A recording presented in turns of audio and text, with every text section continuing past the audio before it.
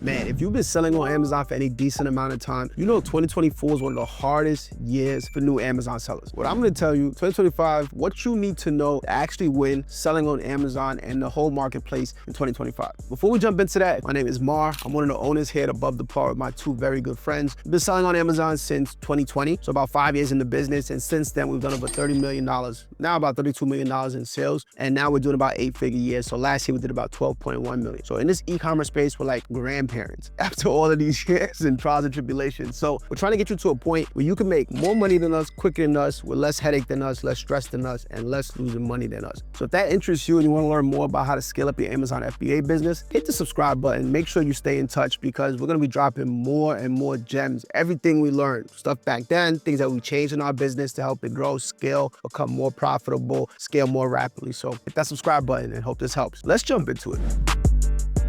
First, let's start off with the good. Before we talk about anything else, let's talk about the good of selling on Amazon in 2025. More and more people continue to buy stuff online. It doesn't stop. Right now, Amazon's doing over $1.65 billion per day. That's per freaking day. And that's a great number, right? Because if you want to get a piece of that pie, you want to make $10,000, $20,000, $100,000, why not be where 37% of all online sales are? Yep. 30% of all sales that happen online happen on Amazon. So everyone knows if you're gonna be selling products online, go to where the money is, right? Yes, you can sell on stuff like TikTok or create your own Shopify store or run Facebook ads or all of these cool things, but the money's on Amazon. So you wanna make sure you're getting a piece of that pie in your business. That's the good part about it, right? The money's there. Let's just say, like, I used to work for the city of New York. Maybe like a week and a half ago, they just let go of about 1,300 workers in the Department of Education where I used to work. 1,300 people just got let go. Having a job there's a lot of uncertainty in the job market, because we all know this stuff, right? But when you look at Amazon, even in the midst of a recession, people losing a job, certain sectors like kind of condensing and contracting, people keep buying more and more stuff on Amazon. And that's great, you know, for an Amazon seller, because you're gonna make more money even when things are kind of not going the best in the rest of America. I always tell people, dude, if you've been thinking about getting into the e-commerce space at all, and like you're kind of like one foot in, one foot out, like get some e-commerce money, right? People are buying more and more stuff online. Just get your piece of the pie. $1,000 a month, $5,000 a month, $10,000, $100,000 a month. But figure out that number for you and just get a piece of the pie. You can set up your systems and get your Amazon store like really scaled up within like 90 days, I would say, 3 months. If you really want to put the gas on it, you could get your first sale in like your first month. But really, if you want to get to those high numbers, it's going to take about 3 to 6 months. Let's talk about the bad of what's happening on Amazon.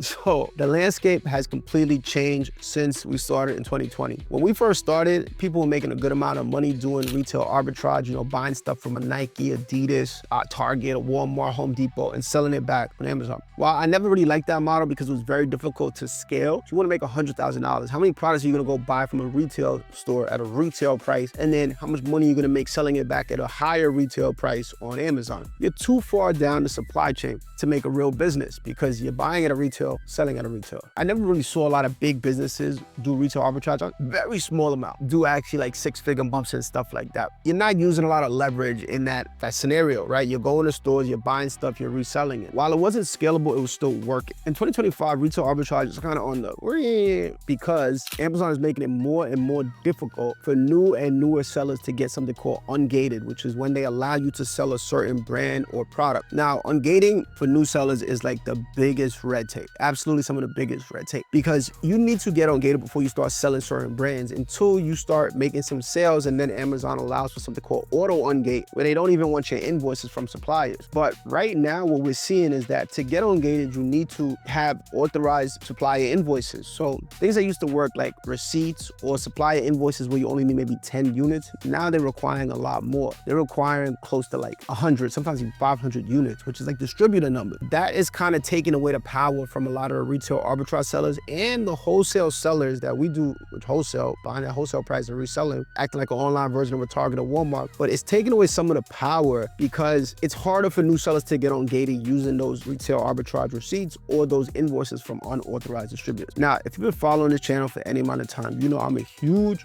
huge fan of using distributors, even more so than going to brand. Let's say out of our 12.1 million, 90% of that we did last year came from distributors. I love distributors because A, they want to do business with you because they want your money. B, they have so many brands that you're able to really scale up your business with just a handful of distributors. Versus when you go to a brand, you're capped at just working with that one brand, whatever products they have to release. A distributor, I can go to my distributor and say, hey, I want that brand, that brand, that brand. Oh, and can you try to give me this brand? And they're like, sure, why not? I'm gonna make some money. So I've always loved distributors. But in 2025, here's what I'm gonna say for you new sellers. You want to move up the supply chain to build longevity. If you're starting here buying from retail stores, please stop. Unless you have a very low amount of capital, you just kind of do some flips, okay, cool. But as soon as you get to like $2,000, $3,000, $4,000 and move up, start going to distributors. As soon as you start working with distributors, I want you to focus, right? This is what we're doing. And that's what I'm telling all of our students to do. I want you to focus on actually going brand direct or making sure you have full authorization from your distributor to sell these products. Why is that so important this year? As we see things like the Section 3 where Amazon's just randomly making things difficult and shutting down accounts, or we see things like the ungating issue for new sellers, well, we kind of got to read the signs. We got to take it as a sign that Amazon wants us to push further up the supply chain and work with brand directs, right? Or they want authorized distributors only. Your job as a business owner is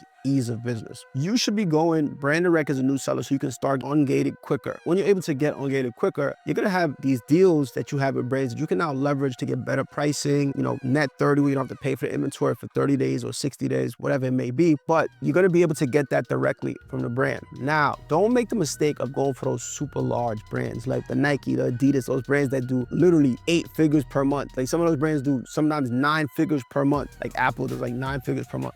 Go to smaller brands. What we typically do when we go to pick up a brand, we love brands that do between $300,000 to about $3 million per month because there's less competition on it. There's less people fishing. Everyone's fishing for these super large brands for whatever reason, God knows. But these smaller brands, there's still a ton of opportunity for us to get our foot in the door. But if you're gonna go brand direct, drop even further down. Like what we do is we wanna go for brands that do definitely under $1 million a month, right? $500,000 a month, 300K, 100K a month. Why? Because you can get in contact with the decision maker. Think about those super large brands. You're gonna have a sales rep who has a manager or boss. You never get in contact with the person that can say, yeah, sell our products. But on the smaller brands, you're able to talk to the owner and come up with a value pitch that allows you to start buying from them. And your goal should always be when you buy from a distributor, a distributor, authorized distributor or a brand, is to always start increasing your margins by like asking for bigger discounts, ordering bigger quantities, right? But once you have a contact with the brand, what you really want to do is let the brand know that you want to become the exclusive seller, right? Make that known and show them value on that front. Don't just say, hey, I want to be the exclusive seller. Like for what, right? Let them know. You have to know they're paying better than them. Some of the pains a brand might have is they don't have optimized pictures, or they don't have any ads running to their listing, or their bullet points or the description is not done, or where they have A+ content like those big graphical designs in their listing. Those aren't done. So when all of these things aren't optimized and done, and you come through and say, hey, I've been spending money with you, I've been buying your brand, I can now do this for you. You have a value pitch, right? As a new seller, you might not know these skills, but these are ones that you're gonna want to pick up. As a new seller, a skill that you always have is when there's multiple sellers on a listing, what tends to happen is pricing inconsistencies. Like a price will go, and brands hate that because as a customer, think about it. If I went and I got this water bottle and one day it was $20, next time I look, it was $24, then it was $32, then it was $16, then it was this, then it was that. Because sellers are changing the price, it doesn't lead to a lot of brand trust. I'm like, why the price keep changing, right? People want consistent pricing. So one of the easiest value pitches you can say is like, hey, you got 6 different people, price is changing. If you just sell to me, I could buy this many units a month on repeat. We already do business, so you know I'm a good guy, I'm a good girl. Good girl is crazy. But I'm somebody that's gonna continuously buy these products from you at this. Just sell it to me. Let's kick these other sellers off. Let's do business one-on-one, and I'll keep the price consistent so you have brand integrity. You can you only have one person to talk to, one person just paying you the same amount every month. They're like, okay, cool, that sounds good. It's one of the easiest pitches for getting brand direct deals. So what I would say is in 2025, if you're a brand new seller, go for these smaller brands, try to get brand direct deals, get your way in the door, and then try to go for that exclusive value pitch. At the end, that's what we've been doing for the past few months and trickling down to people in our one-on-one tiers right now, like our one-on-one mentorship tiers, testing it out with them, getting them those brand direct deals, building out their websites, helping them out. If you want to find out more about our mentorship program or just attend our next free live class, there's going to be links in the description where you can just sign up for our next free live class or get on a call and kind of see if the mentorship is something that you'll want to work with. But anyway, back to this. So that's what's working. What's not working in 2025? Retail arbitrage and distribute. Move yourself up the supply chain. Only two models I think that have longevity in this business, not just what's been working for us. And like I'm transparently saying, like the things that work for us to get to 30 million in sales, we are making changes in our business actively to get more closer to these brand direct deals, get more active with them. Private label is another thing that is working, right? I see a lot of fear from people saying, hey, what about the tariffs and all of this stuff? And the thing you have to realize is anytime Amazon changes fees, like they changed a shit ton of fees in 2024. I apologize for cursing. They had a low placement fee, a low inventory fee, all these new fees, right? And even the tariffs. The thing about it is when those fees come into place, it always starts reducing profitability for a business, but then it gets passed on to the consumer, right? The business is not gonna just, hey, I'm not raising my prices because I'm like, no, all business is gonna say, look, pass it to the consumer. So the consumer really gets screwed on it more than anything. So private label hasn't really changed, right? Launching your own brand. But I always say this, private label is great if you want to have a long period of burn to get to a better period of earn. If your main focus from this business is cash flow, like you're like, okay, I want to start making money, then what you need to do is actually start leveraging these brand direct deals. Why? Because you pretty much are getting paid to train. You can go and work with these brands, order from them, learn how to actually run a brand by literally running their brand with them, filling out their bottlenecks. And you're developing skills like on the job while getting paid. That is what I usually suggest for new sellers, right? Start working with brands, brand direct deals like we're doing in wholesale. Develop your skill sets, learn how to make better pictures, learn how to do descriptions, learn how to run your pay-per-click ads on Amazon. Learn all of these skills. And then once you have acquired all these skills while making money, right? By leveraging these brands that are already out, now you can go take those skills and capital that you already made and then go into launching your own brand. This is how I usually recommend for people. I always tell people, hey, leverage this. You can get the cash flow machine going before you go take a bigger swing at a bat with private label. Because I hear so many horror stories, people going out 50, 60K, first time launching an e-commerce brand. They don't know what they're doing. They don't know how much it costs to actually market, which can run up. It can get pretty expensive.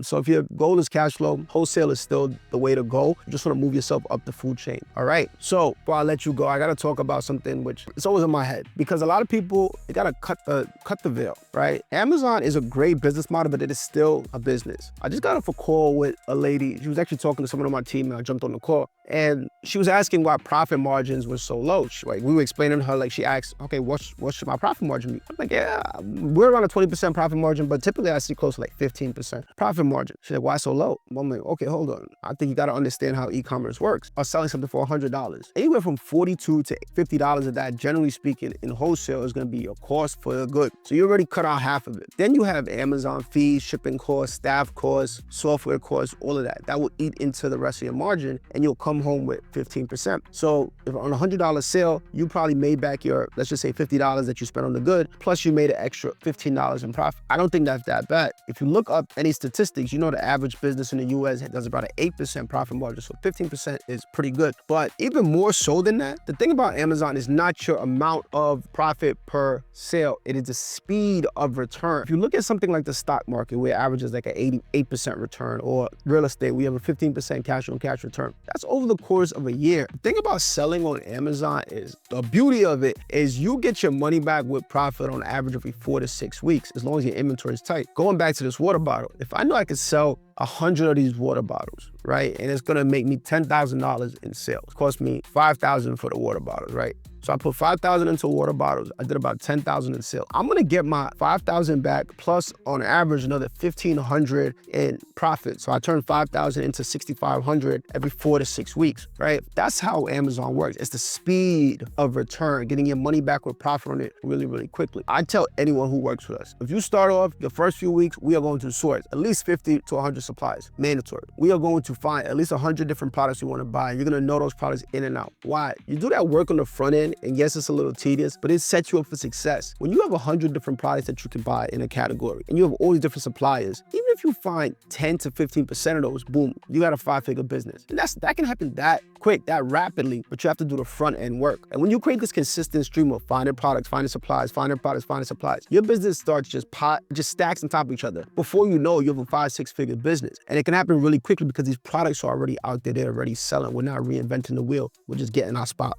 I'll see it on it. So I'm telling you this to say, in 2025, make sure as a new seller, you're going brand direct, you're creating those deals, you're going brand exclusive, you get like anytime you can, and you are staying consistent, right? Even as you roll out this brand direct, we are telling our students, hey, I literally just had a call the other day and I was like, yo, we looked at the category, we're like, there's 90 different brands that we should be attacking. Everyone, let's go attack these brands. Let's get these accounts open. And we all went and did it, right? It's the consistency, it's the aggressiveness. That's what helps you win in this game. Hope this video was helpful. In the comments, let me know if there's any other video you want to actually hear about what's going on in Amazon or anything you want to learn. I'll be sure to make it for you. If not, it was great seeing you guys. There's going to be links below if you want to join our next free masterclass. So talk soon. Bye.